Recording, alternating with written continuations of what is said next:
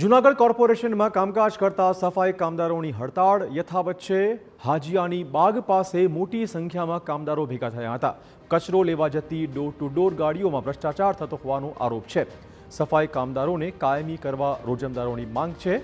સફાઈ કામગીરી બંધ કરી તેમણે વિરોધ નોંધાવ્યો હતો।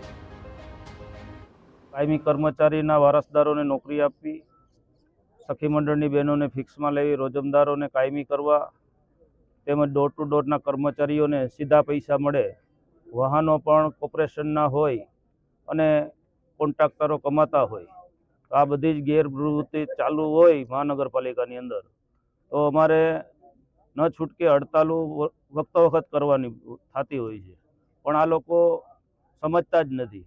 ઘણા અમે આવેદનપત્ર આપ્યા છે, ન છૂટકે અમારે સ્ટ્રાઇક પર જવું પડ્યું છે।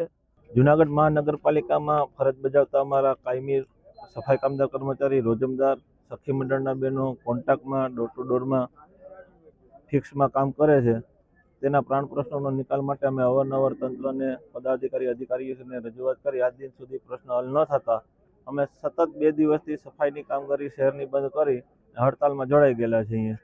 અમારા પ્રશ્નોનો નિકાલ ન થાય ત્યાં સુધી અમે હડતાલ ચાલુ રાખીશું।